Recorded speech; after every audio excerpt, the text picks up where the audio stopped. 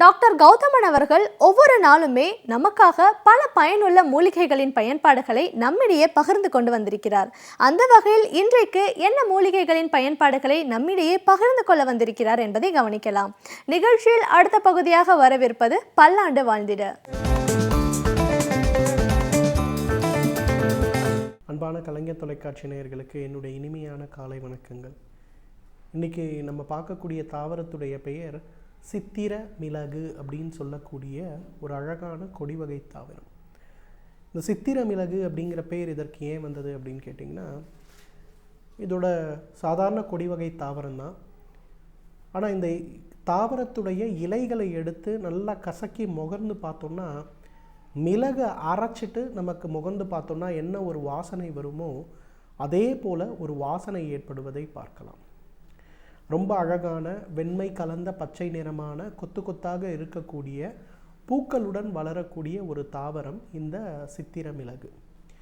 இந்த சித்திர மிளகுடைய மிக முக்கியமான மருத்துவ குணம் என்ன அப்படின்னு பார்த்தீங்கன்னா, நமக்கு ஏற்படக்கூடிய சளி, இருமல், ஆஸ்துமா சம்பந்தப்பட்ட தொந்தரவுகளுக்கு நல்ல தீர்வளிக்கக்கூடிய ஒரு மருந்துன்னு சொல்லலாம். பொதுவாக இன்றைக்கு 100ல் ஒரு 80 விழுக்காடு எல்லாருக்கும் பார்த்திங்கன்னா மாதத்துக்கு ஒரு முறையாவது சளி தொந்தரவு இருக்கிறத பார்க்குறோம். மாதத்திற்கு ஒரு முறையாவது மூக்கில் அப்படியே நீர் வடிந்து கொண்டு இருப்பதை நம்ம பார்க்குறோம். இதற்காக நிறைய ஆன்டி ஹிஸ்டமின்ஸை எடுத்துக்கொள்ளக்கூடிய வழக்கம் இருக்கக்கூடிய ஆண் பெண் இன்றைக்கு நிறைய பேர் இருக்கும். இன்னும் நிறைய பேர் பார்த்திங்கன்னா அடிக்கடி ஊசி மூலம் அந்த மூக்கில் வடியக்கூடிய தண்ணீரை கண்ட்ரோல் பண்ணுறதுக்கான முயற்சிகள் செய்கிறத பார்க்குறோம். ஆனால் இதெல்லாம் இல்லாமல் மிக சுலபமாக பார்த்திங்கன்னா இந்த சித்திர மிளகிலிருந்து எடுக்கக்கூடிய இலைகளை நன்றாக உலர்த்தி அதை அரைத்து எடுக்கக்கூடிய அந்த ஒரு சூரணம், அதை ஒரே ஒரு தேக்கரண்டி காலை ஒரு முறை உணவுக்கு முன்பு, இரவு ஒரு முறை உணவுக்கு முன்பு அப்படின்னு சாப்பிடும்போது ஒரு 3 மாத காலத்திலேயே அடிக்கடி ஏற்படக்கூடிய சளி, அலர்ஜின்னு சொல்லக்கூடிய அந்த தும்மல் சம்பந்தப்பட்ட பிரச்சனை, அடிக்கடி ஏற்படக்கூடிய ஆஸ்துமா சம்பந்தப்பட்ட பிரச்சனைகள் குறையறத பார்க்கலாம். இன்றைக்கு நிறைய பேர் பார்த்திங்கன்னா இந்த ஆஸ்துமா நோயால் பாதிக்கப்படும் போது மிக பெரும்பாலும் பார்த்திங்கன்னா அவங்க அந்த இன்ஹேலர்ஸ் அப்படின்னு சொல்லக்கூடிய மருந்துகளை உபயோகப்படுத்துகிறாங்க. வாயில் வச்சு பம்ப் பண்ணக்கூடிய அந்த மருந்துகளை உபயோகப்படுத்தும் போது பெரும்பாலும் பார்த்திங்கன்னா நாளுக்கு நாள் அதோடைய தேவை அதிகரிப்பதை பார்க்கலாம். உடலுடைய ஸ்டாமினா குறையிறத பார்க்கலாம். முன்னாடிலாம் பார்த்திங்கன்னா அவங்க நல்லா 1 கிலோமீட்டர் 1/2 கிலோமீட்டர் நடப்பாங்க. ஆனால் நாளுக்கு நாள் அந்த பம்ப்ஸை யூஸ் பண்ணும்போது அவங்க அந்த மாதிரி நடக்க முடியாமல் பலவீனம் அடைகிறத பார்க்கலாம். நிறைய ஆண்கள் பார்த்திங்கன்னா ஆஸ்துமா இருக்கக்கூடிய ஆண்களுக்கு ப்ரீமெச்சூர் எஜாக்குலேஷன், ரொம்ப உடலுறவு கொள்ளும்போது மிக வேகமாகவே விந்து வெளிவரக்கூடிய பிரச்சனைகள் இருப்பதை பார்க்கலாம். பெண்களுக்கு பார்த்திங்கன்னா அவர்களுக்கு உடலுறவின் மேலேயோ செக்ஸ் மேலேயோ ஒரு நாட்டம் இல்லாத ஒரு சூழல் இருக்கிறத பார்க்கலாம். இதை குறைத்து சரி செய்யக்கூடிய சக்தி இந்த சித்திர மிளகுக்கு உண்டு.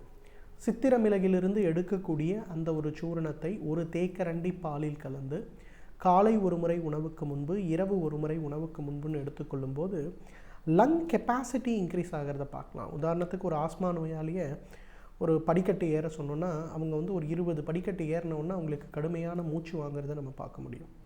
ஆனால் அதே ஆஸ்துமா நோயாளியை சித்திர மிளகுடைய சூரணத்தை ஒரு 3 மாதம் எடுத்துக்கொண்டு விட்டு அதன் பிறகு ஏற சொல்லி பாருங்கள், ஒரு 40 அல்லது 50 படிக்கட்டுகள் ஏறினால் கூட அவர்களுக்கு வழக்கமாக ஏற்படக்கூடிய அந்த மூச்சு சம்பந்தப்பட்ட பிரச்சனைகள் இல்லாமல் இருப்பதை பார்க்க முடியும். அதே போல் இன்றைக்கு ஆஸ்துமா நோயாளிகளுக்கு ஏற்படக்கூடிய இன்னொரு முக்கியமான பிரச்சனை என்னன்னு கேட்டிங்கன்னா உடல் பலவீனம். அவங்க நிறைய காய்கறிகள், கீரைகள், சத்து அளிக்கக்கூடிய அசைவ உணவுகள், பால், முட்டைன்னு எல்லாம் சாப்பிடுவாங்க. ஆனாலும் பார்த்திங்கன்னா அவங்களுடைய உடல் எப்பொழுதுமே மிக மிக ஒல்லியாக இருப்பதை நம்ம பார்க்க முடியும். இது ஆண்களுக்கு ஏற்படும் போது. அப்படியே நேர் ஆப்போசிட்டாக பார்த்திங்கன்னா பெண்களுக்கு இதே மாதிரி ஆஸ்துமா இருப்பவர்களுக்கு பார்த்திங்கன்னா உடல் எடை நாளுக்கு நாள் அதிகரித்து கொண்டே இருக்கிறத பார்க்கலாம். இந்த மாதிரி பிரச்சனை இருக்கக்கூடிய ஆண் பெண் இருபாலருமே இந்த சித்திர மிளகில் இருக்கக்கூடிய அந்த சூரணத்தை ஒரு தேக்கரண்டி காலை இரவு சாப்பிடும்போது செரிமான சக்தி கூடுவதை பார்க்க முடியும், உணவு உண்ணக்கூடிய அளவு அதிகரிப்பதை பார்க்க முடியும். அதிகமான உணவு அவங்களை எடுத்து கொண்டால் கூட அதனால் அவர்களுக்கு எந்த விதமான தொந்தரவும் இல்லாமல் இருப்பதை பார்க்க முடியும், மலச்சிக்கல் இல்லாமல் இருப்பதை பார்க்க முடியும். உடல் எடை கணிசமான முறையில், சீரான முறையில், ஆரோக்கியமான முறையில் அதிகரித்து வருவதை நாம் பார்க்க முடியும். ஆண் பெண் இருபாலருக்குமே பார்த்திங்கன்னா அவர்களுடைய செக்ஸ் சம்பந்தப்பட்ட டிரைவ், அதே போல் அவர்களுடைய புணர்ச்சியின் போது அவர்களுக்கு ஏற்படக்கூடிய ப்ரீமெச்சூர் எஜாக்குலேஷனோ அல்லது எரெக்டைல் டிஸ்ஃபங்க்ஷன் சம்பந்தப்பட்ட கோளாறுகளோ இருந்தால் அவையும் குறைவதை நம்ம பார்க்க முடியும். ஏன்னா ஆஸ்துமா நோயாளிகளுக்கு பொதுவாகவே பார்த்திங்கன்னா அவங்க லங் கெப்பாசிட்டின்னு சொல்லுவோம், உள்ளே போகக்கூடிய ஆக்சிஜன் அளவு, நுரையீரலில் இருக்கக்கூடிய ஆக்சிஜன் அளவு, வெளிவரக்கூடிய கார்பன் டை ஆக்சைடு அளவுன்னு பார்க்கும்போது அவர்களுக்கு உடல் எடுத்துக்கொள்ளக்கூடிய ஆக்சிஜன் அளவு மிக மிக குறைவாக இருக்கும்.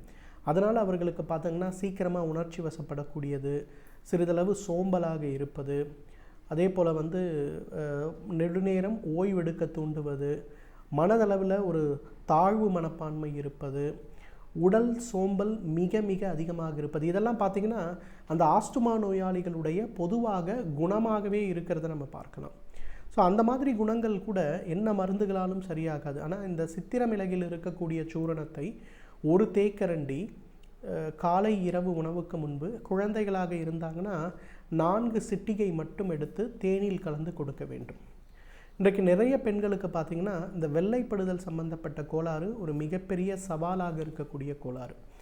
இன்றைக்கு வேலைக்கு போகக்கூடிய பெண்கள் பெரும்பாலும் பார்த்திங்கன்னா அந்த வெள்ளைப்படுதல் சம்பந்தப்பட்ட பிரச்சனைக்கு அதிகமான முக்கியத்துவமே கொடுக்கறதில்ல.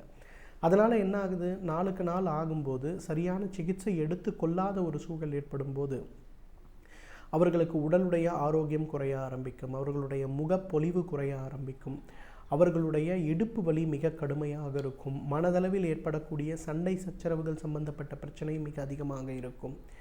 அதைவிட மிக மிக முக்கியமாக பார்த்திங்கன்னா நன்றாக பசி இருக்கும், உணவின் முன்பு உட்கார்ந்து சாப்பிட ஆரம்பித்தாங்கன்னா ஒரு 4 வாய் சாப்பிட்ட உடனேயே வயிறு நிரம்புவது போல ஒரு சூழல் இருக்கும்.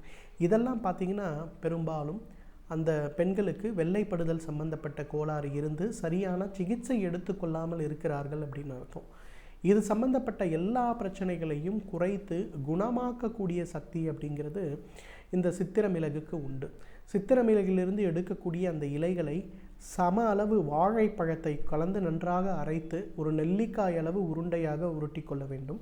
இதை காலை ஒருவேளை மட்டும் உணவுக்கு முன்பு அப்படின்னு எடுத்துக்கொள்ளும்போது ஒரு 40 நாட்களிலேயே இந்த வெள்ளைப்படுதல் சம்பந்தப்பட்ட கோளாறுகள் குறைவதை பார்க்கலாம்.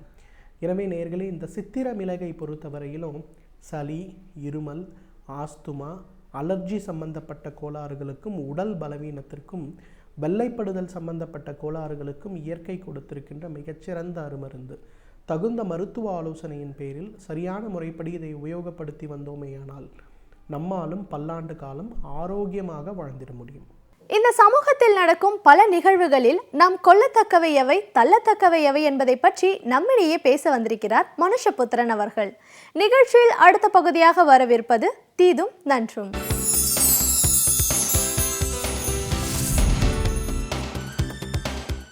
வணக்கம் நண்பர்களே, இன்னும் ஒரு இனிய காலை பொழுதில் தீதும் நன்றும் நிகழ்ச்சியில் உங்களை சந்திப்பதில் மிக்க மகிழ்ச்சி அடைகிறேன்.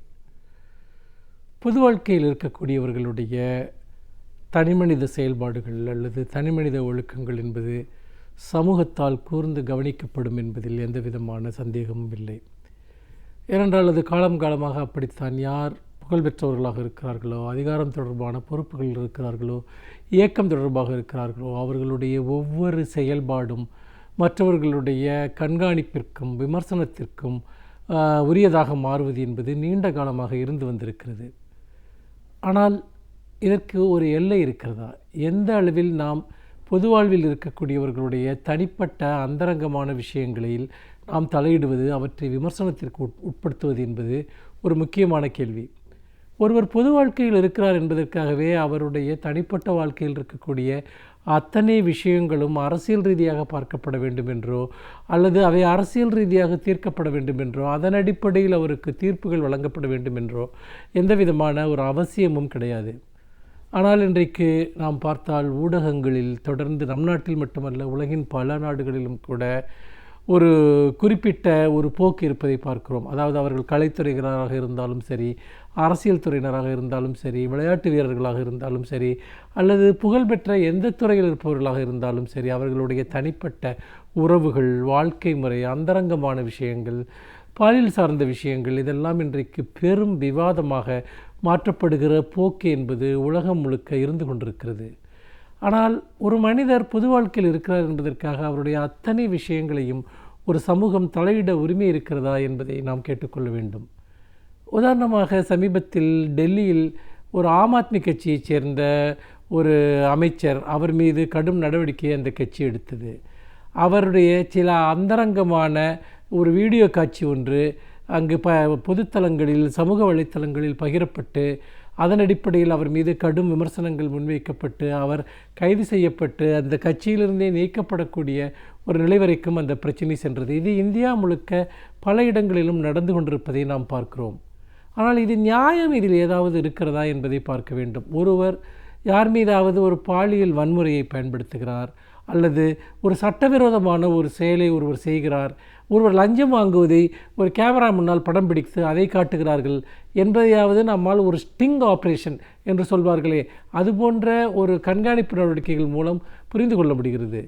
ஆனால் ஒரு மனிதருடைய எல்லா அந்தரங்க வாழ்க்கையில் இருக்கக்கூடிய விஷயங்களையும், அதாவது சட்டத்திற்கு உட்பட்டதாக இருக்கக்கூடிய அல்லது சட்டத்தால் குற்றமென கருதப்படாத விஷயங்கள் எல்லாவற்றையும் நீங்கள் இன்றைக்கு உங்களுடைய ஒரு போலியான ஒழுக்கவியல் மதிப்பீடுகளின் அடிப்படையில், அல்லது ஒருவர் பிரபலமாக இருக்கிறார் அல்லது ஒரு சமூக வெளியில் இருக்கிறார் என்பதற்காக அவர் மீது அது சார்ந்த ஒரு தண்டனைகளை அளிப்பது என்பது எந்த விதத்திலும் நியாயமற்ற ஒன்று என்றுதான் நான் நினைக்கிறேன். ஏனென்றால் இந்த போக்கு என்பது இன்றைக்கு ஒரு மிகப்பெரிய ஒரு அரசியல் ஒரு கருவியாக இன்றைக்கு மாறிக்கொண்டிருக்கிறது. ஒரு அரசியல் எதிரியை பழிவாங்க வேண்டும் என்று சொன்னால் அவருடைய தனிப்பட்ட அல்லது அந்தரங்கமான வாழ்க்கை சம்பந்தமான ஏதாவது ஒரு விஷயத்தை பதிவு செய்து பிறகு அதை பொதுவெளியில் உலவ விடுவது. இப்படி செய்வதன் மூலமாக அவரை ஒரு ஒழுக்கமற்ற நபராக அல்லது ஒரு மோசமான நபராக சித்தரிப்பது என்பது, இந்த போக்கு என்பது இன்றைக்கு இந்திய அரசியலில் வெகு வேகமாக வளர்ந்து வருகிறது.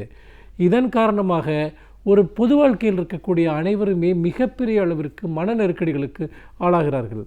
தாங்கள் எந்த நேரமும் கண்காணிக்கப்படலாம் என்கிற ஒரு அச்சம் அவர்களுடைய மனதில் இருக்கிறது. அது மட்டுமல்லாமல் அவர்கள் யாரை நம்புவது, யாரை நம்பக்கூடாது என்கிற ஒரு மிகப்பெரிய பதட்டத்துக்கு ஆட்படுத்தப்படுகிறார்கள். இது எல்லாமே ஒரு விதத்தில் அவர்களுக்கு நியாயமற்ற வகையில் கொடுக்கப்படக்கூடிய ஒரு நெருக்கடி என்று கூட நாம் சொல்லலாம். ஏனென்றால் ஒருவர் பொது வாழ்க்கையில் இருக்கிற போது அந்த பொது வாழ்க்கை சார்ந்து, அவருடைய துறை சார்ந்து அவர் சரியாக செயல்படவில்லை, அல்லது அவர் தன்னுடைய அதிகாரத்தை துஷ்பிரயோகம் செய்கிறார் என்று ஒரு புகார் வந்தால் அதன் அடிப்படையில் ஒருவர் அப்படிப்பட்ட அவர் மீது ஒரு நடவடிக்கை எடுப்பதை கூட நம்மால் புரிந்து கொள்ள முடிகிறது. ஆனால் அப்படி எதுவுமே இல்லாத நிலையில் அவருடைய பணி அல்லது அவருடைய துறை சார்ந்து அவர் எந்த குற்றமும் செய்யாத ஒரு நிலையில் எதற்காக அப்படிப்பட்ட ஒரு அந்தரங்க வீடியோக்களை நாம் பதிவு செய்வதும் பரப்புவதும், அதன் அடிப்படையில் நாம் ஒரு மதிப்பீடுகளை நாம் உருவாக்குவது என்பதும் மிக மிக ஆபத்தான ஒன்று. ஏனென்றால் இந்த போக்கு இன்றைக்கு பிரபலமான மனிதர்களின் மீது அல்லது ஒரு பெரிய அரசியல் இயக்கங்கள் அல்லது ஒரு பெரிய கலைத்துறையைச் சேர்ந்தவர்கள், புகழ்பெற்ற துறையைச் சேர்ந்தவர்களின் மீது இத்தகைய போக்கு செயல்படுவது போலவே பல தனி மனிதர்களின் மீதும் இத்தகைய ஒரு தாக்குதல் என்பது மேற்கொள்ளப்படுகிறது. ஏனென்றால் நீங்கள் இன்றைக்கு ஒருவரை அச்சுறுத்த வேண்டும் என்று சொன்னால், அல்லது உங்களுடைய நோக்கங்களுக்கு ஒருவரை இணங்க செய்ய வேண்டும் என்று சொன்னால், நீங்கள் அந்தரங்கமாக படம் எடுத்து மிரட்டுவது என்பது இன்றைக்கு வழக்கமான ஒன்றாக மாறிவிட்டது. பல சமயங்களில் அப்படி அந்தரங்கமாக எடுக்கப்பட்ட புகைப்படங்களின் மூலமாக அல்லது வீடியோ காட்சிகளின் மூலமாக பணம் கறப்பது, அல்லது பாலியல் ரீதியான தொந்தரவுகளுக்கு சம்பந்தப்பட்டவரை மிரட்டி இணங்கச் செய்வது, வேறு பல துர்நோக்கங்களுக்கு பயன்படுத்துவது, இப்படியெல்லாம் பல விஷயங்கள் நடக்கின்றன. நாம் இந்த விஷயத்தில் ஒரு தார்மீக ரீதியான ஒரு நிலைப்பாட்டை எடுக்க வேண்டும் என்று நான் நினைக்கிறேன். ஏனென்றால் நமக்கு பிடிக்காத ஒரு அரசியல் கட்சியைச் சேர்ந்த ஒருவர் இருக்கலாம், அல்லது ஒருவர் மாட்டிக்கொண்டால் நல்லது என்று நாம் நினைக்கக்கூடிய ஒருவராக இருக்கலாம். யாராக இருந்தாலும் சரி, நாம் அறமற்ற செயல்களில் ஒரு சமூகத்தில் ஈடுபடக்கூடாது, அத்தகைய செயல்களை நாம் ஊக்குவிக்கக்கூடாது என்று நான் நினைக்கிறேன்.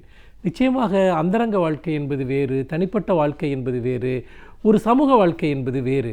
பல சமயங்களில் இந்த அந்தரங்க வாழ்க்கையின் மீது ஒரு பொது வாழ்க்கையினுடைய வெளிச்சத்தை நீங்கள் பாய்ச்சுகிற போது அது பலருடைய வாழ்க்கையும் சீர்குலைக்கக்கூடிய ஒன்றாக மாறிவிடும் என்பதில் எந்த சந்தேகமும் இல்லை.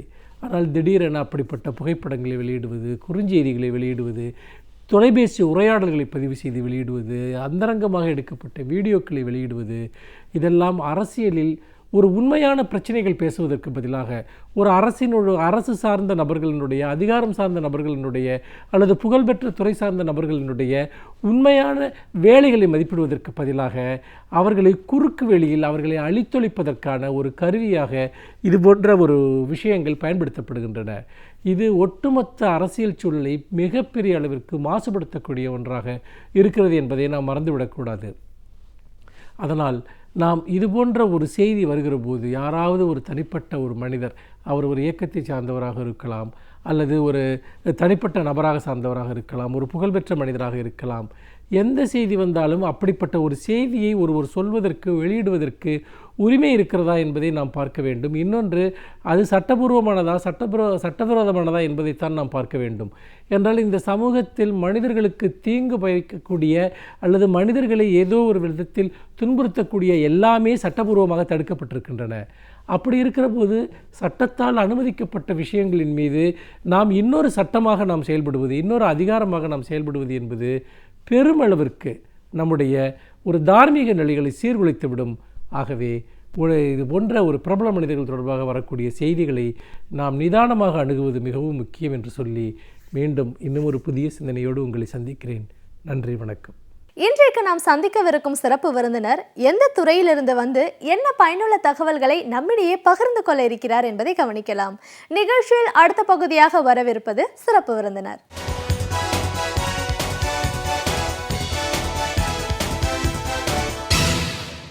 வணக்கம் நேயர்களே, விடியலே வா நிகழ்ச்சியின் சிறப்பு விருந்தினருக்கான நேரம் இது. இன்றைய சிறப்பு விருந்தினர் எழுத்தாளர் திரு மதுரை பாலன். ஒரு எழுத்தாளரா இவர் உருவான விதம், இவரோட படைப்பு அப்படின்னும் போது சிறுகதை எவ்வளவு தூரம் முக்கியத்துவம் கொடுத்து இவர் உருவாக்கியிருக்காரு, இவரோட முதல் சிறுகதை தொகுப்பு, இதெல்லாம் பண்றதுக்கு முன்னாடி ஒரு வீதி நாடகத்துக்கு எழுத்தாளரா படைப்பாளியா இருந்திருக்காரு. அந்த அனுபவங்கள் சார்ந்த பல சுவாரஸ்யமான தகவல்களையும் இன்னைக்கு நம்ம அவர்கிட்ட கேட்டு தெரிஞ்சுக்கலாம். வணக்கம் சார். வணக்கம். ஒரு எழுத்தாளரா முதல்ல எங்கள் நிகழ்ச்சிக்கு உங்களை நாங்கள் வரவேற்கிறோம் சார். ஒரு படைப்பாளி அப்படின்னு சொல்லும்போது சிறுகதை அப்படிங்கிற ஒரு முதல் தொகுப்பு தான் இப்போ வெளியிட்டிருக்கீங்க. அப்படின்னாலும் சிறுகதை அப்படிங்கிறதுக்கு மேலே எழுதுறதுக்கு உண்டான ஆர்வம், எண்ணம் எப்படி ஏற்பட்டுச்சு?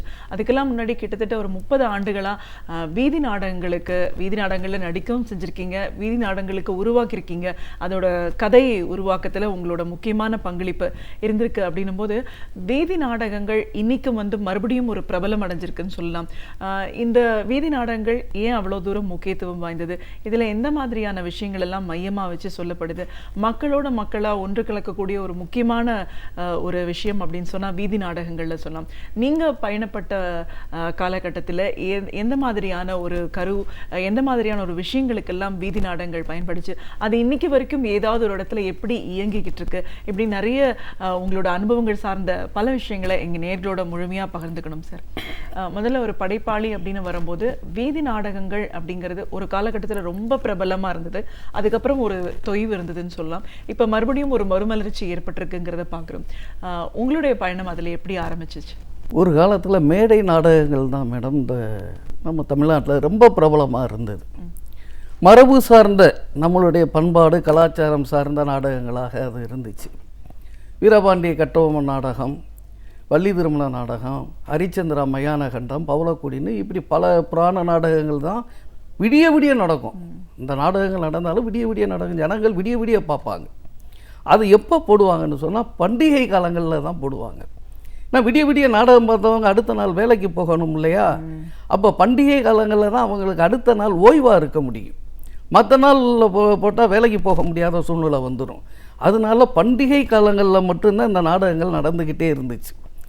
அப்போ வீதி நாடகங்கள் தேவை ஏன் வந்துச்சுன்னு சொன்னால் பண்டிகைக்கு தான் அந்த மாதிரி மேடை நாடகங்கள் போட முடிஞ்சது.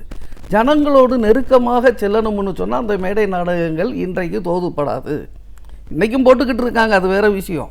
வீதி நாடகங்கள் அவர்களுடைய பிரச்சனையை பேசக்கூடிய நாடகமாக, சமூக பிரச்சனைகளை, அன்றாட அவர்கள் சந்திக்கக்கூடிய அரசியல் பிரச்சனைகளை மையமாக வச்சு வீதி நாடகங்கள் போட வேண்டிய சூழ்நிலை வந்துச்சு.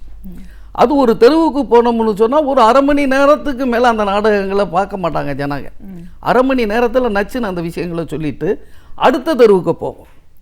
ஒரு நாளைக்கு எப்படி ஒரு 4-5 இடத்துல நாடகம் போடுறது மாதிரியான ஒரு சூழ்நிலைகளை வீதி நாடகங்கள் உருவாச்சு. அப்போ அதுக்கேற்ற மாதிரி கரு எடுத்தால் தான் ஜனங்களை அதுக்கு கொண்டுட்டு வர முடியும். இன்றைக்கி இவ்வளோ மீடியாக்கள் வந்துடுச்சு. நாங்கள் போட்டுக்கிட்டு இருந்த காலத்தில் மீடியாலாம் கிடையாது. நாடகம்னா ஓடி வந்துடுவாங்க, வெளியே ஜனங்கள் வந்துடுவாங்க. மேலதாளங்கள் அடித்து பறையெல்லாம் முழக்கி பாட்டெல்லாம் பாடி ஒரு பெரிய கூட்டத்தை கூட்டி நாடகத்தை போடுவோம். நாடகத்தை போடும்போது அவனுடைய பிரச்சனையை சொன்னால் தான் அவன் உட்காந்து கேட்பான். அப்போ அவனுடைய பிரச்சனையை எப்படி சொல்கிறது, எந்த வடிவத்தில் சொல்கிறதுங்கிறதெல்லாம் யோசித்து அதுக்கேற்ற வடிவங்களை நாங்கள் கையாண்டோம். எனக்கு முன்னோர்கள், இதுக்கு முன்னோடிகள்லாம் இருந்திருக்கிறாங்க. அவங்கெல்லாம் மிகச்சிறந்த படைப்புகள் எல்லாம் வீதி நாடகங்களாக கொடுத்துருக்காங்க. என்னை பொறுத்தவரையில் நான் எப்படி எடுத்துக்கிட்டேன்னு சொன்னால், புதுமை பித்தன் கடவுளும் கந்தசாமியும் ஒரு நாடகம் எழுதியிருப்பார். ஒரு சிறுகதை அது. அந்த சிறுகதையை நான் உள்வாங்கிக்கிட்டு இதவே ஒரு சமூக பிரச்சனைக்கு கொண்டுட்டு வந்துடுவோம், முருகனாக நான் மாற்றிக்கிட்டேன். முருக விஜயங்கிற ஒரு நாடகம் அதிலிருந்து தான் வருது. பழனி கோயிலுக்கு ஒரு ஏழை பக்தன் மகனோட சாமி கும்பிட போகிறான். சாமி கும்பிட்டுக்கிட்டு இருக்கும்போது திடீர்னு ஒரு மந்திரி அவருடைய பரிவாரங்களோட உள்ள நுழையிறாரு. ஒரு அல்லக்கை ஓ மூஞ்சிக்கு நீ முன்னால் நின்று சாமி கும்பிடணுமா, போய் அங்கிட்டுன்னு பிடிச்சி தள்ளி விட்டுறான். மந்திரி சாமின்னுட்டு போயிடுவார். இவன் எந்திரிச்சு முருகனை திட்டுவான். பழனி முருகையன் பணக்காரனுக்கு தாண்டா சாமி, ஏழைக்கு இல்லை ஏனவாப்ப இல்லைன்னு சொன்னாங்க. அதை நம்பாமல் நான் வந்தேன் பாரு, எனக்கு இது வேணும் இன்னும் வேணும், எனக்குன்னு ஒரு காடே மாடே சொடலையும் கருப்பு இல்லாமலாடா போயிடுவான், போடா அப்படிங்கிறது மாதிரி சொல்லிட்டு கிளம்புவான். கொஞ்ச நேரத்தில் பக்தா நீல் அப்படின்னு சொல்லிக்க திரும்பி பார்த்தா முருகனே சாட்சாங்கமாக நின்றுக்கிட்டு இருப்பார். இவனால் நம்ப முடியாது. அப்படியே கிள்ளி பார்த்துக்கிடுவான், கண்ணெல்லாம் கசைக்கு பார்ப்பான். உண்மையா இது கனவா நனவாங்கிறது மாதிரி அவனுக்கு ஒரு கன்ஃபியூஸ் வந்துடும். அப்போ கன்ஃபார்ம் முருகன் தான் வந்திருக்காருன்னு முருகா முருகா முருகா அப்படின்னு அப்படியே உருகுவான். அப்படியே கிடந்து, சரிப்பா உனக்கு என்ன பிரச்சனை சொல்லு அப்படிம்பார். இல்லை முருகா, ஒரு குறையும் கிடையாது, இந்த ஏழைக்கு நீ காட்சி கொடுத்தியே அதுவே போதும் முருகா அப்படிம்பா.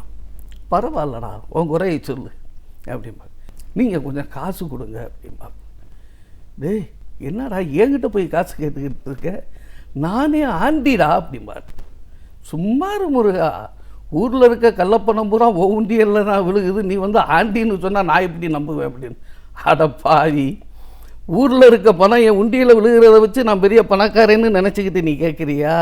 அதெல்லாம் இல்லைடா, உண்டியலில் பணம் விழுகிற சத்தமும் அதை உடைக்கிற சத்தமும் தான்டா என் காதில் கேட்கும், மற்றபடி அந்த பணத்துக்கு எனக்கு எந்த சம்பந்தம் கிடையாது.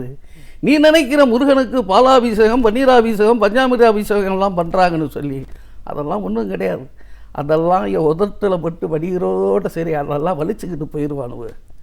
ராத்திரி படுக்கையில் ஒரு பக்கம் வள்ளி, இன்னொரு பக்கம் தெய்வானையோட தான் படுக்கிறேன். காலையில் பார்த்தா வள்ளி ஜப்பாவில் இருக்கா, தெய்வானை அமெரிக்காவில் இருக்கா. தூக்குறதான் தூக்குறாங்களே, எங்களை ஒரே குடும்பமாக தூக்கிட்டு போனால் கூட பரவாயில்ல, ஆளுக்கு ஒரு பக்கம் தூக்கிட்டு போய் எங்களை அம்போன்னு விட்டுறாங்கடா. நீயாவது சொல்ல கடவுள்னு நான் இருக்கேன், நான் யாருக்கிட்டடா போய் சொல்கிறது? என்ன முருகா உனக்கு இவ்வளோ பிரச்சனையா அப்படின்னு. பிரச்சனையில் தான்டா நாங்களே வாழ்ந்துக்கிட்டு இருக்கேன், எங்களுக்கு பிரச்சனை இருக்காதா? உனக்கு தான் பிரச்சனையாக இருக்குமா? சரி முருகா, அப்போ என்ன பண்ணலாம்? நீர் இப்படி சொல்கிறீரு, காசு இல்லைன்னு சொல்கிறீரு, என்ன பண்ணலாம் அப்படின்னோடனே நீ சொல்லு, வேறு என்ன பண்ணலான்னு நீ சொல்லு அப்படின்னு. முருகா, இவன் மந்திரிக்கு சொந்தக்காரனா, மந்திரியை பார்ப்போம், மந்திரிகிட்ட ஒரு சிபாரிசு லெட்டர் வாங்கி கொண்டாந்து கொடுப்போம் அப்படின்னு மந்திரியை பார்க்க போகிறாங்க. மந்திரியை பார்க்க போனால் அவன் பிரச்சனையை சொல்லிக்கிட்டு அழுவான். முருகா, நானே பெரிய சிக்கலில் மாட்டிக்கிட்டு தவிச்சிக்கிட்டு இருக்கேன் முருகா, நானே விசாரணை கமிஷன் அது இதுன்னு மாறி மாறி அலைஞ்சிக்கிட்டு இருக்கேன், நான் ஒரு சிக்கலில் மாட்டிக்கிட்டு இருக்கல, நீ இன்னொரு சிக்கலை கொண்டாந்து என்கிட்ட கொடுக்குறிய முருகா, இது நியாயமா அப்படிமா? அவன் இதில் என்னப்பா நியாயம் அநியாயங்கிற, ஒரு லெட்ரு கொடுக்க வேண்டியதானே, இதில் என்ன இருக்குது அப்படின்னு. அப்படியெல்லாம் கொடுத்துட முடியாது முருகா, எதிர்கட்சிக்காரன் இது ஒரு பெரிய பிரச்சனை ஆக்கிடுமா. இந்த மாதிரி சீனியாரிட்டி பிரகாரம் போக வேண்டிய ஒரு விஷயத்தில் மந்திரி தலையிட்டு இடையில் ஒரு ஆளுக்கு லெட்ரு கொடுத்து விட்டுட்டான், அதை ஒரு இஷ்யூ ஆக்கிட்டாங்கன்னா, ஏற்கனவே என் மந்திரி பதவி எப்போ போகும்னு தெரியாமல் நான் உட்காந்துருக்கேன். நைட்டு படுக்கும்போது மந்திரியாத்தான் படுக்கிறேன், காலையில் எந்திரிக்கும் போது மந்திரியாக எந்திரிப்பேன், நானே தெரியாத சூழ்நிலையில் இருக்கிறேன். இந்த நிலைமையில் இப்படி ஒரு சிக்கலை நீ கொண்டுட்டு வராத முருகா, ஏற்கனவே விசாரணை கமிஷன் அலைஞ்சிக்கிட்டு இருக்காமா. என்னப்பா விசாரணை கமிஷன் சொல்லு அப்படின்னு கேட்பார். நான் பால்வளத்துறை மந்திரி முருகா, பாலில் தண்ணியே கலந்துட்டேன்னு சொல்லி ஒரு பெரிய பிரச்சனை பண்ணிக்கிட்டு இருக்காங்க முருகா. ஆமாப்பா, பாலில் எதுக்கு நீ தண்ணியை கலந்த? என்ன முருகா விவரம் இல்லாமல் பேசிக்கிட்டு இருக்க? டாக்டர் கூட என்ன சொல்கிறான், பாலை கெட்டியாக காய்ச்சி குடிக்கக்கூடாது, தண்ணி கலந்து தானே காய்ச்சி குடிக்க சொல்கிறான். அதைத்தான் நான் செஞ்சேன். நம்மக்கிட்ட பாலை வாங்கி அதுக்கப்புறம் அதை தண்ணியை விட்டு அதை காய்ச்சி குடிக்கிறதுக்கு நாமளே தண்ணி கலந்து கொடுத்துட்டா ஒரு வேளை மிச்சம் தானே, அவனுக்கு ஒட்டிக்கிற டிவியெல்லாம் ஆகுமே, நம்ம ஒரு வேலையை குறைப்போம்னு செஞ்சேன். இது பெரிய தப்பா முருகா? இதை போய் ஊழல் ஊழல் ஊழல்னு சொல்லி உயிரை எடுக்கிறாங்களே முருகா அப்படிமா அவன். இதுதான் என்னுடைய முருக விஜய நாடகம். இதை ஜனங்கள்கிட்ட நாங்கள் கொண்டுட்டு போகும்போது அப்படி ஒன்றி போய் ரசிப்பாங்க, பயங்கரமாக என்ஜாய் பண்ணுவாங்க. முருகன் பேசக்கூடிய டைலாக்கு, முருகனை கிண்டல் பண்ணக்கூடிய டைலாக்கெல்லாம் அப்படி விழுந்து விழுந்து விழுந்து விழுந்து சிரிப்பாங்க.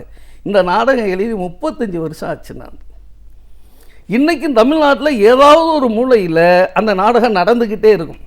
நான் ஏதாவது ஒரு மீட்டிங்க்கு போனேன்னு சொன்னால் சொல்லுவாங்க, உங்கள் நாடகம் போட்டோம் சார், முருக விஜய நாடகம் போன வாரம் போட்டோம், ஒரு 10 நாளைக்கு முன்னாடி போட்டோம், இந்த பக்கத்து ஊரில் போட்டாங்க, இப்படி சொல்லிக்கிட்டே இருப்பாங்க. எனக்கே தெரியாது எந்த ஊரில் என்னுடைய நாடகம் நடக்குது. அந்த அளவுக்கு முருக விஜய நாடகம் பேசப்பட்ட ஒரு நாடகமாக இருந்துச்சு.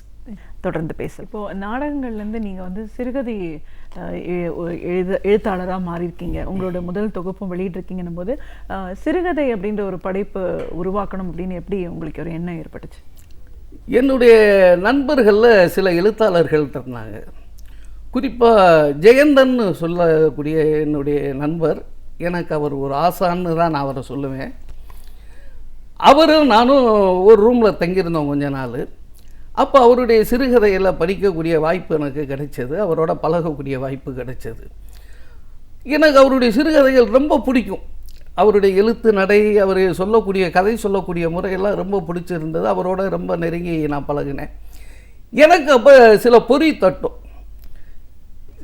ஆசான் இப்படி எனக்கு ஒரு கதை தோணுது, இதை நான் எழுதலான்னு இருக்கேன் அப்படின்னு ஒரு கதையை நான் ஒரு நாள் சொன்னேன் அவர்கிட்ட.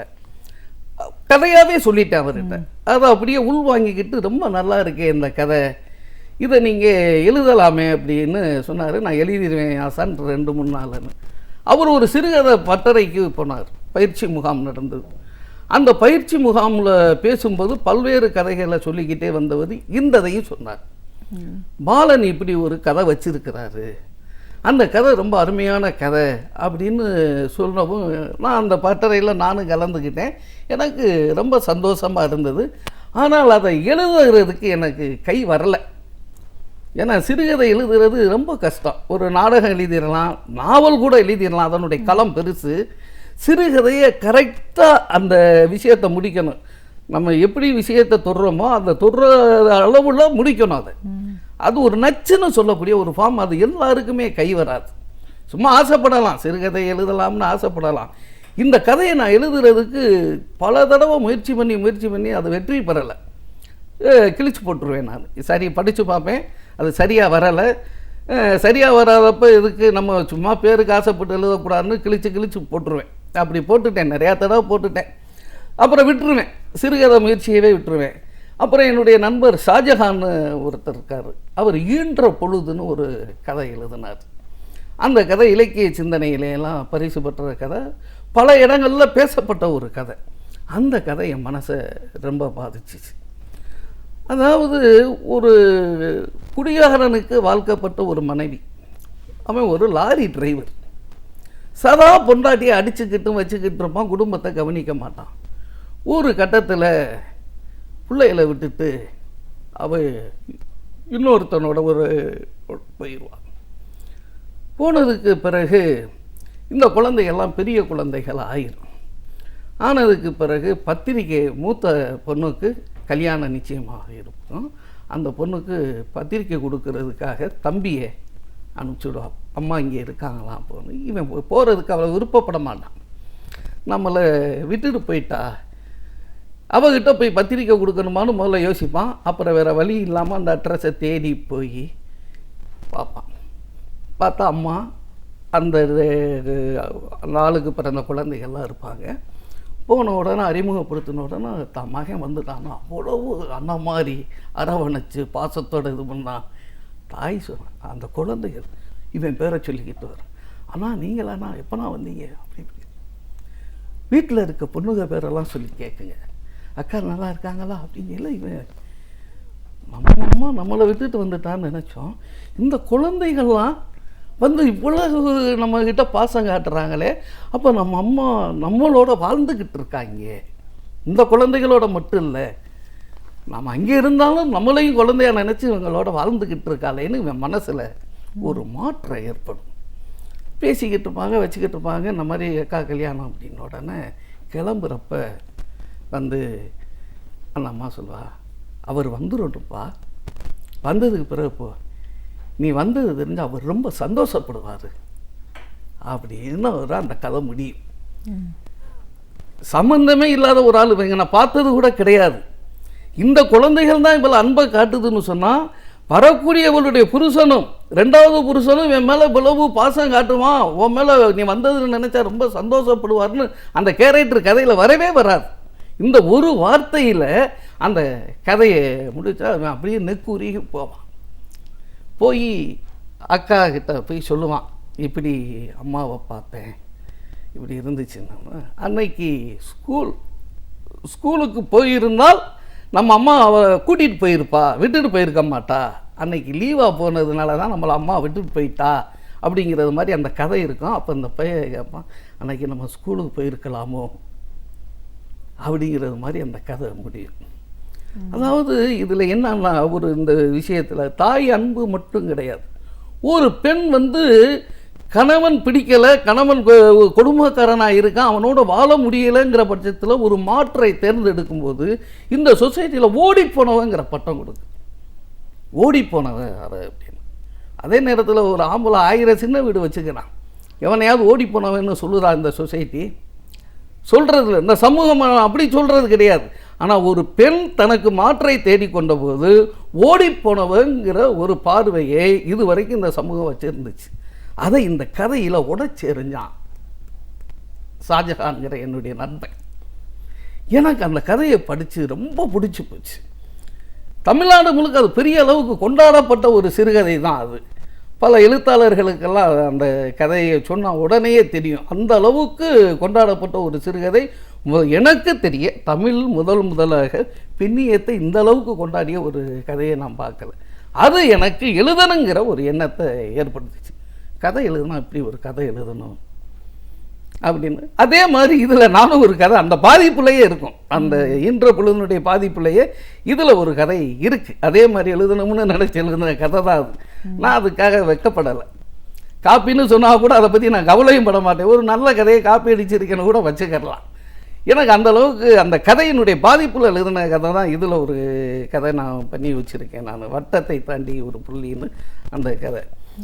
இது மாதிரி பல சிறுகதைகள் என் மனசை பாதித்த கதைகள் இருக்குது. ஒரு சிறுகதை நான் படித்தேன்.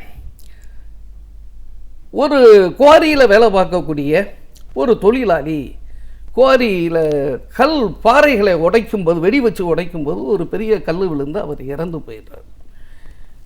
2 குழந்தைகள் இருக்குது, 3 குழந்தைகள் இருக்குது. அதில் ஒரு பையன் ஒரு 14-15 வயசு உள்ள ஒரு பையன், மற்றதில் 2 சின்ன சின்ன குழந்தைகள் இருக்குது.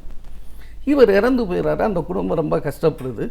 அந்த குவாரி முதலாளி அந்த பெரிய பையனுக்கு வேலையை கொடுத்து சேர்த்துக்கிறாரு. இவருடைய நினைவு நாள் வருது. அன்னைக்கு நான் அவருக்கு விருப்பப்பட்டதை செஞ்சுக்கமான்னு கொஞ்சம் பணம் கொடுக்குறாரு. அந்த அம்மா தன் கணவனுக்கு பிடிச்ச பதார்த்தங்களை எல்லாம் செஞ்சு வைக்கிறாங்க. அன்றைக்கி அந்த குழந்தைகள் ரொம்ப சந்தோஷமாக சாப்பிடுது. அந்த இதெல்லாம் ரொம்ப அவ்வளோ சந்தோஷம். அப்போ கேட்குது அந்த குழந்தை, ஏம்மா தினமும் பழைய சோறும் வெங்காயமும் சாப்பிடக்கூடிய அந்த குடும்பத்தில் இத்தனை பதார்த்தங்களோடு குழம்பு வெஞ்சனம் அது இதுன்னு செஞ்சு வச்சுருக்காளே அம்மா அப்படின்ட்டு அதுகளுக்கு அவ்வளவு எதை சாப்பிட்றது எதை விடுறதுன்னு தெரியாத அளவுக்கு எடுத்து சாப்பிட்டுக்கிட்டு இருந்த குழந்தைய, ஏம்மா இன்றைக்கி எதுக்குமா இம்புட்டும் செஞ்சுருக்க அப்படின்னு கேட்கும்போது, இந்த மாதிரி அப்பா இறந்துட்டார்லப்பா, அவருடைய நினைவு நாள், அதனால தான் பார்த்தனையும் அப்பாவுக்கு பிடிச்சதெல்லாம் செஞ்சு வச்சுருக்கேன், நல்லா சாப்பிடுங்க அப்படின்னோடனே அடுத்து அந்த குழந்தை கேட்கும், அண்ணன் எப்போ மாதம் ஆகும்? எனக்கு அந்த கதையை படித்த உடனே அப்படி ஆயிட்டேன் நான். எவ்வளவு வறுமை, எவ்வளவு கொடுமையான ஒரு வாழ்க்கை இந்த ஜனங்கள் வாழ்ந்துக்கிட்டு இருக்காங்க. அப்பா இறந்ததை கூட அந்த குழந்தைகளால் இது பண்ண முடியல, அண்ணன் எப்போ சாவான்னு கேட்குறாங்களே. அந்த கதை என் மனசை ரொம்ப பாதிச்சு. கதையை எழுதுனதுக்கு பிறகு இதில் இருக்கக்கூடிய பல்வேறு கதைகள் பெண்ணியத்தை பற்றி, ஜாதியத்தை பற்றி பேசுது. பேசக்கூடிய இந்த கதைகளை சாதாரண ஒரு ஜனங்கள் படிக்கும்போது இந்த கதையில் இருக்கக்கூடிய சில கொச்சையான நடைமுறை வழக்கத்தில் இருக்கக்கூடிய வார்த்தைகளை எல்லாம் பார்த்துட்டு இது என்ன அப்படி எழுதியிருக்கிறாரு, அசிங்கமாக இருக்குது அப்படின்னலாம் சொல்லத்தான் செஞ்சாங்க. அப்போ இது போட்டிகளுக்கு அனுப்பலாம் அப்படின்னு சொல்லி அந்த பதிப்பகத்தில் இருக்கக்கூடிய என்னுடைய நண்பர் சொன்னார். அப்போ நான் சொன்னேன், எனக்கு இந்த போட்டிகளில் எல்லாம் உடன்பாடு கிடையாது, வேண்டாம் அப்படின்னு சொல்லி வதிலை பிரபாங்கிறவர் தான் என்னுடைய நண்பர் தான் அதை வெளியிட்டிருக்கிறார். நான் தவிர்த்தேன். அவர் சொன்னார், அப்படியெல்லாம் சொல்லாதீங்க, அனுப்புவோம். இந்த கதைகளை பலர் பரிசு கிடைக்குது கிடைக்காதுங்கிறது வேறு விஷயம், 4 பேர் படிப்பாங்க, நிறைய பேர் படிக்கக்கூடிய ஒரு வாய்ப்பு கிடைக்கும், உங்களுடைய வியூஸ் போய் சேரட்டும், அதை எதுக்கு நம்மளே வச்சுக்கிட்டு இருக்கணும்னு சொன்னார். அப்போ தான் முதல்ல இந்த பரிசு போட்டிக்கு நான் அனுப்பினேன். இலங்கை தமிழ் இலக்கிய நிர்வாகமும் லண்டன் தமிழ் இலக்கிய நிர்வாகமும் சேர்ந்து நடத்தக்கூடிய உதயணன்ங்கிற ஒரு நாவலாசிரியர் பேரால் அந்த விருது தராங்க. அதுக்கு நான் அனுப்புனேன். அனுப்பிட்டு நான் விட்டுட்டேன். இது அனுப்பிச்சாச்சு, இது பரிசு கிடைக்கும் கிடைக்காது அதை பற்றி எதுவும் எனக்கு அக்கறை கிடையாது. திடீர்னு என் மனைவி கேட்டான், 2 நாளைக்கு முன்னாடி கேட்டான், ஏங்க அனுப்புனீங்களே அது என்ன ஆச்சுன்னு கேட்டான். தெரியலடி, என்ன ஆச்சுன்னு தெரியல, நான் வேணால் கேட்குறேன் அவர்கிட்ட அப்படின்னு அவருக்கு ஃபோன் பண்ணி கேட்டேன். தெரியல சார், நம்ம அனுப்பிச்சிருக்கோம், அநேகமாக இன்னும் 2-3 நாள் அது விவரம் தெரிஞ்சிடும் அப்படின்னு அவர் சொல்லிட்டு வச்சுட்டாரு. என் மனைவியிட்ட பேசிக்கிட்டு இருக்க அடுத்த 10வது நிமிஷத்தில் திரும்ப லைனில் வந்தார் அவர். சார், உங்கள்கிட்ட பேசிக்கிட்டு இருக்கும்போதே எனக்கு ஒரு எஸ்எம்எஸ் வந்துருச்சு, உங்களுடைய கதை ஒச்சாமும் உத்தக்காது மாடுக்கும் விருது கிடைச்சிருக்கு அப்படின்னு சொன்னார். ரொம்ப சந்தோஷமாக இருந்தது. என்னுடைய நண்பர்கள் பூரா நம்பவே இல்லை. முதல் சிறுகதை தொகுப்பு இந்த அளவுக்கு கொண்டாடப்படுதுன்னு சொன்னால் பெரிய விஷயம் அப்படின்னாங்க. எனக்கு அது மிகப்பெரிய ஒரு சந்தோஷமாக இருந்தது, பயமாகவும் இருக்குது. அடுத்த தொகுப்பை இதை விட நல்லா செய்யணுமே, இல்லை இதுக்கு நம்மை தகுதியாக்கி கொள்ளணுமே இந்த விருதுக்கு அப்படிங்கிற அளவுக்கு எனக்கு ஒரு பயம் வந்துருச்சு மேடம். இது என் வாழ்க்கையில் ஒரு மறக்க முடியாத ஒரு தருணமாக. கண்டிப்பாக சார், ஒரு இனிய ஒரு பயணத்தோட முதல் தொடக்கத்திலேயே அதற்கான ஒரு அங்கீகாரம் கிடைச்சிது அப்படின்னும் போது ஒரு பக்கம் சந்தோஷம்னாலும் இன்னொரு பக்கம் அதோட பொறுப்பும் இன்னும் கூடுதலாக இருக்குது. உங்களோட பயணத்தில் முதல்ல வீதி நாடகங்கள் அப்படின்றத ஆரம்பித்து அந்த நாடகங்கள்லாம் அந்த காலகட்டத்தில் எப்படி இருந்துச்சு, உங்களோட படைப்புன்னு வரும்போது ஒரு எளிமையாக நகைச்சுவையான ஒரு நாடகம் உருவான விதம், அந்த கதையை நீங்கள் முழுமையாக சொன்னீங்க. 30 ஆண்டுகளை கடந்தும் இன்னும் அந்த நாடகங்கள் ஏதோ ஒரு இடத்துல வீதி நாடகமாக போட்டுட்டு இருக்காங்க அப்படின்னு கேட்குறதே ஒரு படைப்பாளிக்கு ஒரு பெரிய அங்கீகாரம் தான். சிறுகதை அப்படின்னு எழுத ஆரம்பிக்கிறதுக்கான எண்ணம் எப்படி உங்களுக்கு ஏற்பட்டுச்சு, உங்களோட நண்பர்களோட கதைகள் உங்களுக்கு எவ்வளோ பெரிய ஒரு தாக்கத்தை ஏற்படுத்துச்சுன்னு உங்கள் அனுபவங்கள் சார்ந்த பல விஷயங்களை எங்களோட நீங்கள் முழுமையாக பார்த்ததுக்கு நன்றி. ரொம்ப நன்றிங்க மேடம். கலைஞர் தொலைக்காட்சிக்கு என்னுடைய நன்றியை தெரிவிச்சுக்கிறேன்.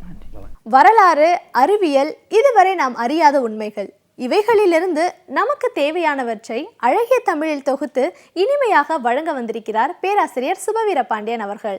நிகழ்ச்சியில் அடுத்த பகுதியாக வரவிருப்பது ஒன்றே சொல் நன்றே சொல்.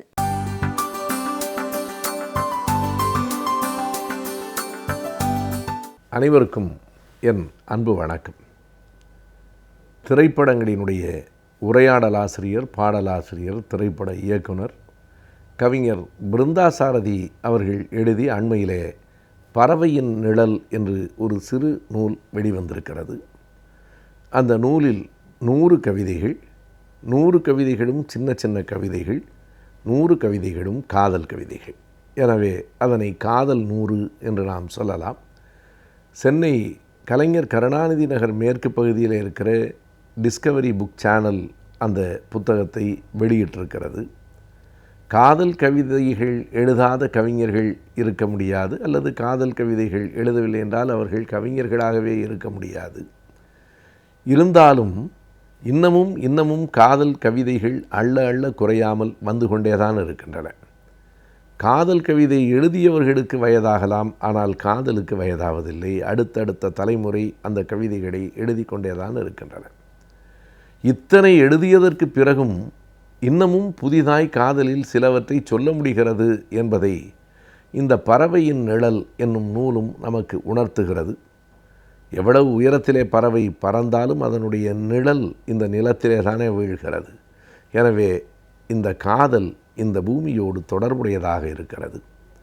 இந்த பறவையின் காதலில் விதவிதமாக அந்த காதலை பிருந்தா சாரதி எழுதியிருக்கிறார். ஒரு 7-8 வரிகளில், 4 வரிகளில், 3-2 வரிகளில் கூட கவிதைகள் இடம்பெற்றிருக்கின்றன.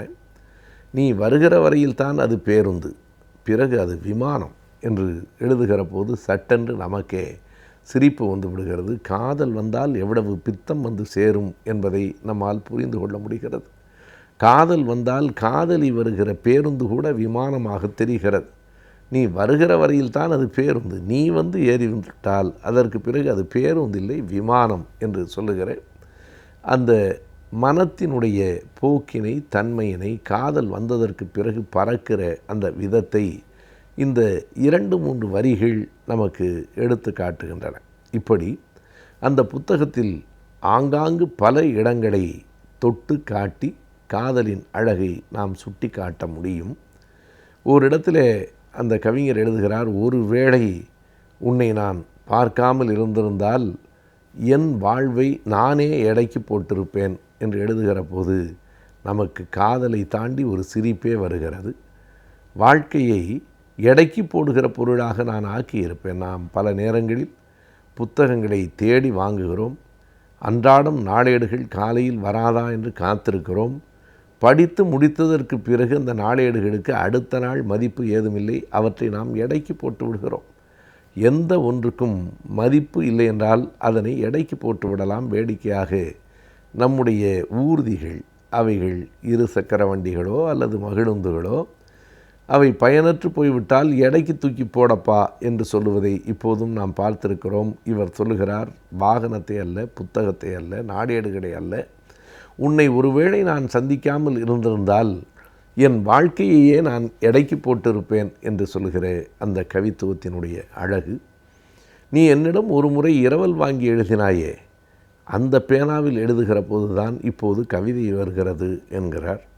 கவிதை எதனோடு தொடர்புடையதென்றால் அந்த பேனாவோடும் தாளோடும் மட்டும் தொடர்புடையதில்லை.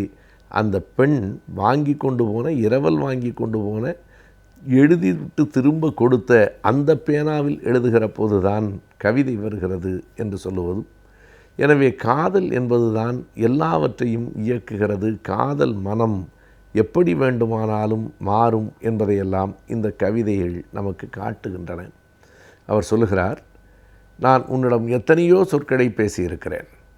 ஆனால் எத்தனை சொற்களை பேசியிருந்தாலும் நான் பேசிய அனைத்து சொற்களும் அந்த 3 சொற்களைத்தான் முகமூடியாக போட்டு கொண்டிருந்தன என்று கூறுகிறார். நான் பேசியதெல்லாம் வேறு வேறு சொற்கள், ஆனால் அவையெல்லாம் சொற்கள் இல்லை, சொற்களுக்கான முகமூடிகள். உண்மையான சொற்கள் 3 தான். 3 சொற்களைத்தான் 3000 சொற்களில் நான் உன்னிடம் பேசியிருக்கிறேன். எல்லாவற்றுக்கும் பொருள் ஒன்றுதான். அந்த 3 சொற்கள் முகமூடி போட்டுக்கொண்டு உன்னிடம் பல்வேறு சொற்களாக பேசி வெளிவந்திருக்கின்றன என்கிறார். அந்த 3 சொற்கள் என்ன என்று எல்லோருக்கும் தெரியும். இளைஞர்களுக்கு மட்டுமல்ல, பெரியவர்களுக்கும் தெரியும். அதனை ஆங்கிலத்திலே சொல்லி சொல்லி நாம் பழகியிருக்கிறோம். ஐ லவ் யூ என்கிற அந்த 3 சொற்கள் என்று தமிழிலும் சொல்லலாம். நான் உன்னை காதலிக்கிறேன் என்கிற அந்த 3 சொற்கள் தான். அந்த 3 சொற்களை அவர் குறிப்பிடவில்லை. படிக்கிற எல்லோருக்கும் அந்த சொற்களினுடைய பொருள் என்ன, எந்த சொற்களை கவிஞர் குறிப்பிடுகிறார் என்று நமக்கு தெரியும். எனவே காதலை எப்படியெல்லாம், நான் உன்னை காதலிக்கிறேன் என்று சொன்னால் அது கவிதை இல்லை.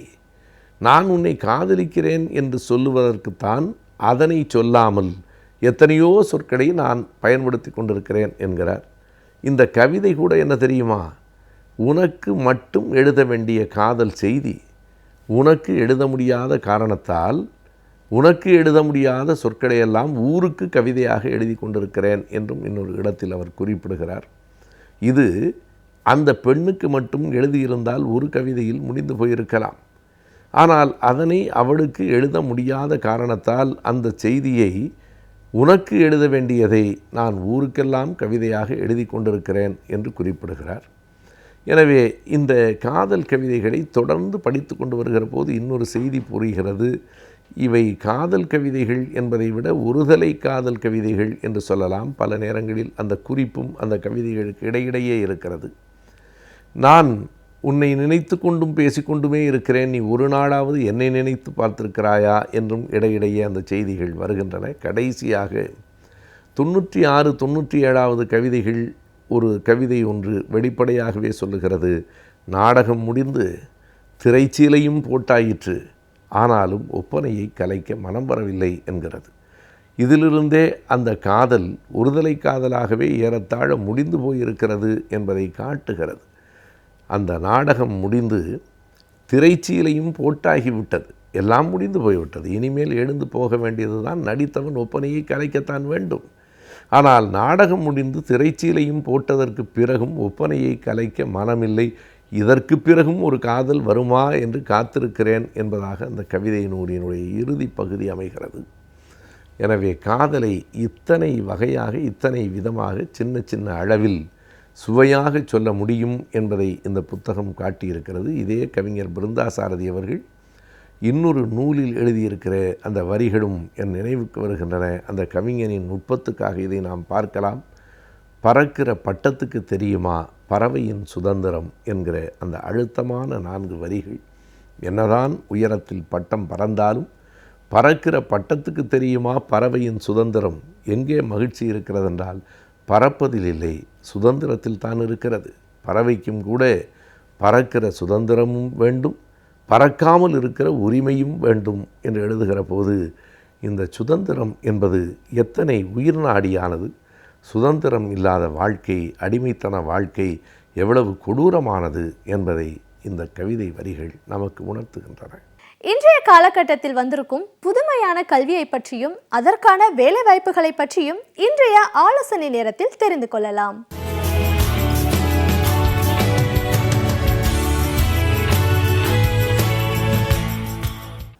வணக்கம்.